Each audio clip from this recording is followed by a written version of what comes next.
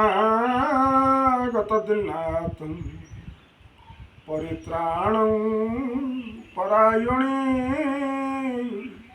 सर्वसाते घरे देवी माँ शारदे देवी नमस्तुति। जय माँ शारदा। आजिकार नीतिबाणी आपण मानक पई सुंदर कथा ब्रह्मांकर मन मध्यरु गोटे ये कन्याटीए ये जात है। कन्याटी देखिबाकू अति सुंदरी थिला एवं से कन्यार नाम होची माँ विद्याधात्री ये सरस्वती।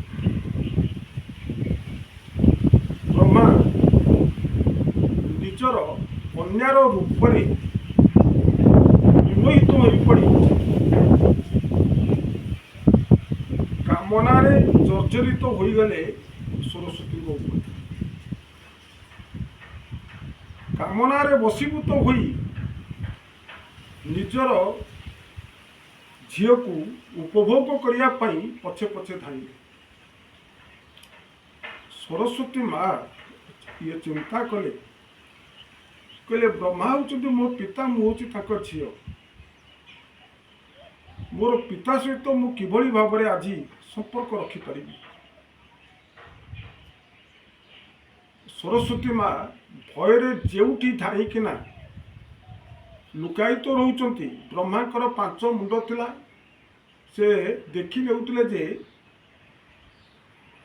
सरस्वती एठी लुचि से जगार जाई ब्रह्मा पहुंची जाउथिले एवं सरस्वती माँ पुणी दौड़ा को आरंभ कले। ब्रह्मा ताको पछे पछे धाई था। किछि बाट जिबा परे सरस्वती माँ आउ दौड़ा को तांकर देहरे बल ये नथिला से सेठारे अटकी गले एवं ब्रह्मा सेठी सरस्वती माँ को धरी पकाइले। निजर कामना मेंटन पाई निज झील सहित ब्रह्मा संपर्क रखिले एवं एठी तांकरी गर्भरु गोटे संतानटीए मध्य जन्मलाभ कला। से संतानटीर नाम थिला भूमनु। भूमनु हेउचंती वेदर आचार्य। सरस्वती माँ अनेक मध्य ये कांदिले किंतु तांकर दुख को ब्रह्मा मध्य भी बुझी पारि नथिले। सरस्वती माँ थरे बसी ये कांदु थांती। शंकर भगवान सेठी पहुँचले कहले माँ तमे कहीं कांदुच ना यही बड़ी भाव में आज मु जो ये पाप करिछि मो पिता सहित मु संपर्क रखी एक संतान जन्मलाभ देली ये पापर भाग किए नब। शंकर भगवान कहले कहले ये पापर भाग्य होची ये ब्रह्मा। शंकर भगवान ये क्रोधान्वित होई ब्रह्मा का निकट को गले। ब्रह्मा जिते देखिले शंकर भगवान ये क्रोधान्वित अवस्था आसुचंती ब्रह्मा मध्य धाइले एवं शिव गोटे चापुड़ा माइले जाकि ब्रह्मांकर गोटे मुंड छिड़ी जाई शंकर भगवान को हस्तरे रहीगला एवं से दिन ठारू ब्रह्मांकर 5 मुंड जाई 4 मुंड है।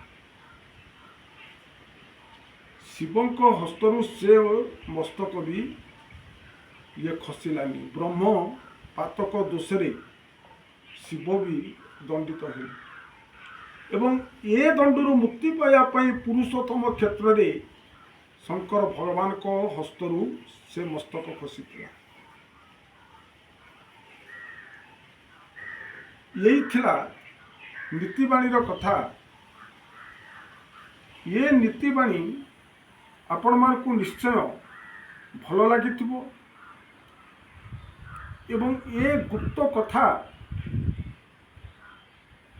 संसार मार्ग समस्ते मध्य अनुभव करिथिबे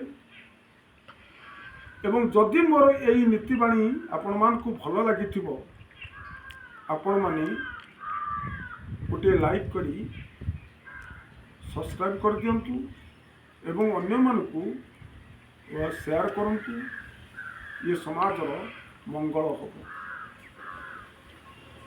आजिकार अनुचिंता सकाळु उठी